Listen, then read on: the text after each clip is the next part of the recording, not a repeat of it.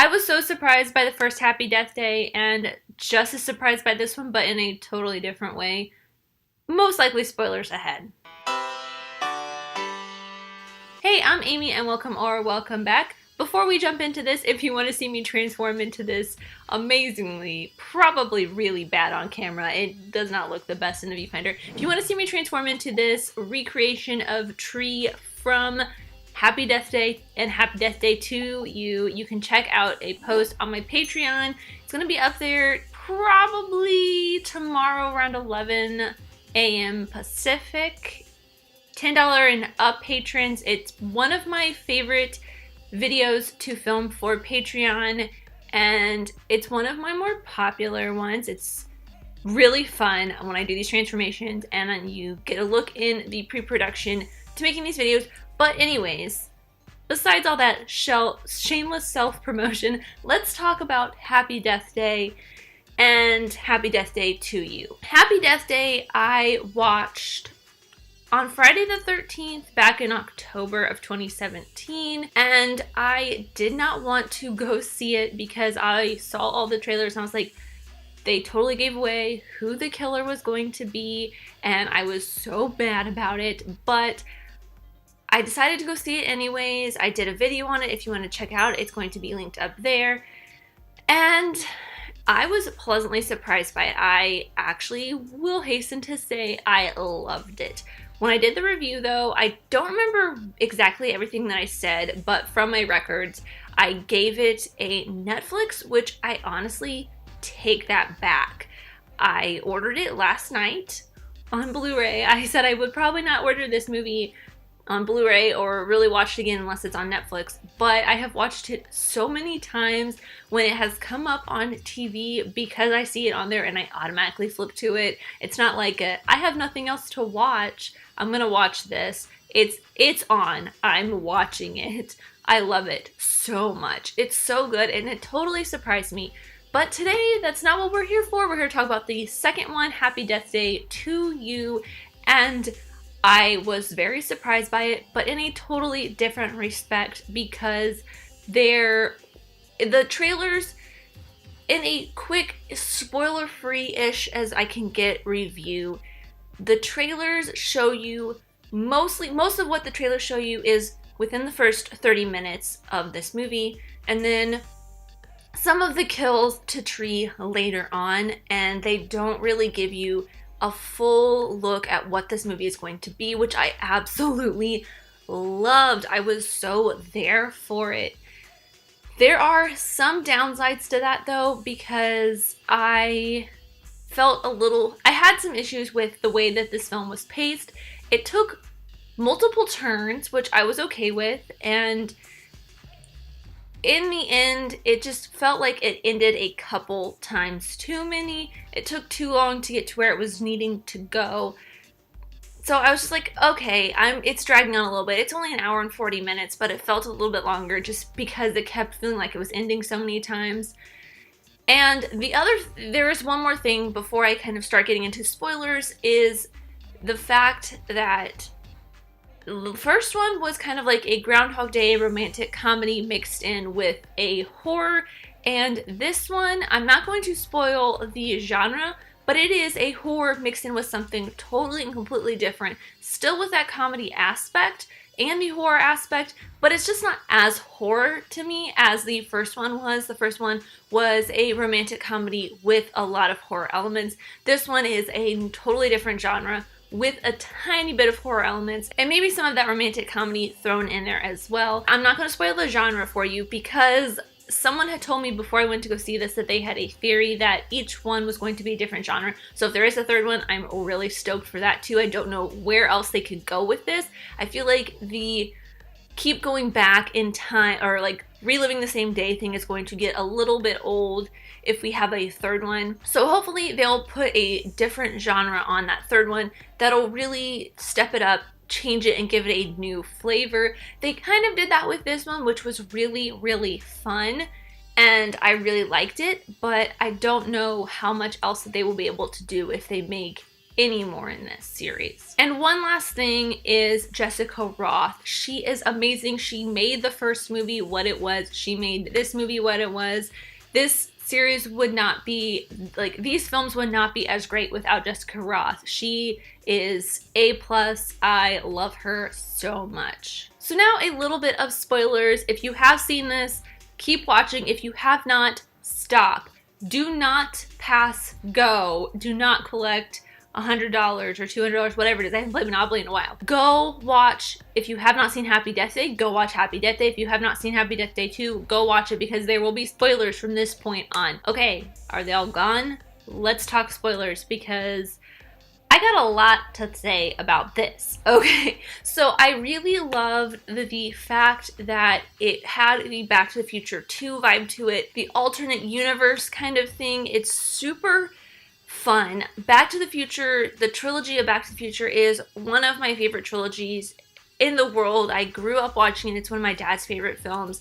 So it's one of my dad's favorite series of films. So it's something that is very near and dear to my heart. It's also something that, because my dad liked it so much, we grew up watching it a lot because my mom likes movies, but she can never sit still long enough to watch a full movie. So it was usually me and my dad watching movies, and we watched Back to the Future and Indiana Jones a lot. So having the Back to the Future elements in this, and they even poke at the Back to the Future 2 elements within the beginning of the movie, which, I mean, they did that for the first one, but it was at the very end at like when they talk about referencing Groundhog's Day.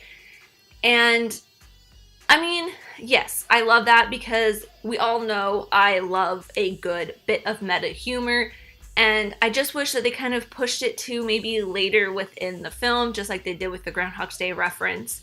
But this movie it gets even more meta than what the first one was. It references stupid little things that happened in the first one.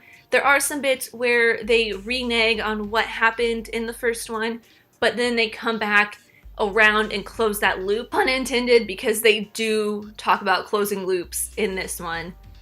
Because it's about time travel and parallel dimensions, not necessarily time travel, but parallel dimensions. And the scene where they're in the basketball game where Tree is kind of upset that the whole thing was just because of Ryan's quantum mechanics, whatever majigger. It doesn't have anything to do with her reconciling with the fact that she lost her mother and becoming a better person, which I loved that whole central story within the first Happy Death Day. They kind of renege on that for a little bit, but then at one of the multiple ending points or natural ending points within the film, they kind of circle back around to that, close it up, and Tree has her whole kind of happy ending again where she gets to say goodbye to her mom, she gets to apologize to her roommate, and she gets to save Carter once again. So that is pretty fun. That is really great. I loved that. And like I talked a little bit about at the beginning, where in the first film with the trailer, it really gave stuff away.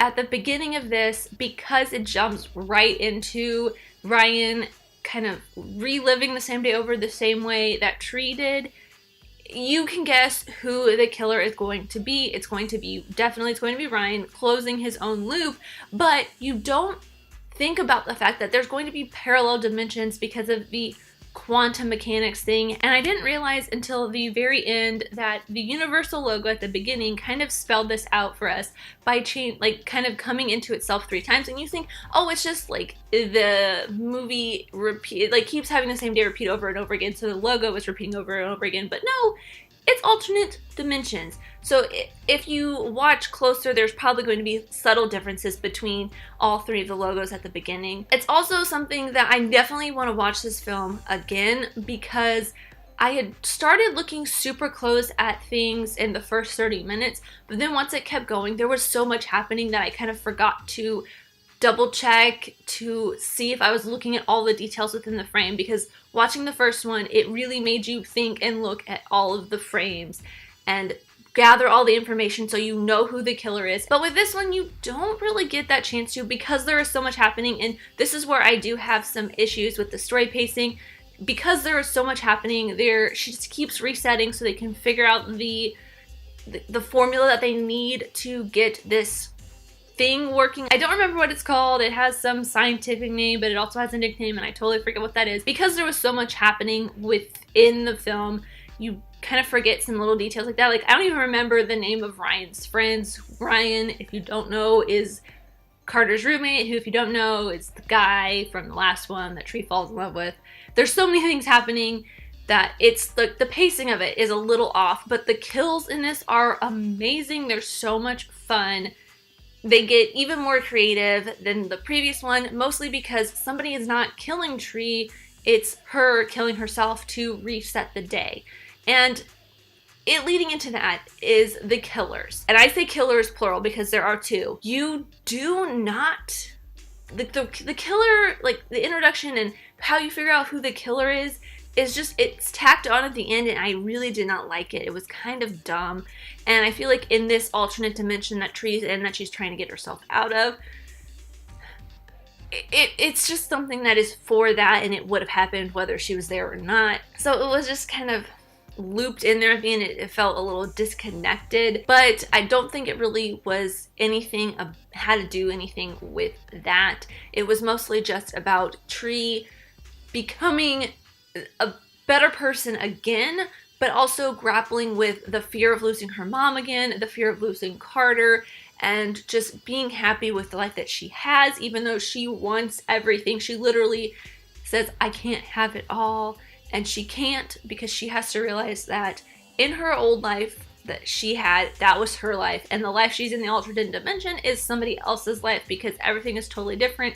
She's not in that doctor's class anymore. She is really friends with her roommate and her sorority, whatever, Danielle, I don't know, this chapter leader or whatever, I don't know sorority stuff. She is dating Carter, who Tree loves. It's just completely different. Her mom's there. Everything is different. So I like the underlying story of Tree coming to grips with loving her life and that she will not have her mom anymore, but she still has Carter, she still has her dad, and now she has all of these new friends. So great story. I liked it. I liked it a lot. There are some things that I probably would change pacing wise, but other than that, super fun. I absolutely had a blast watching this. Definitely will watch it again. So that leads me to my rewatch score for this.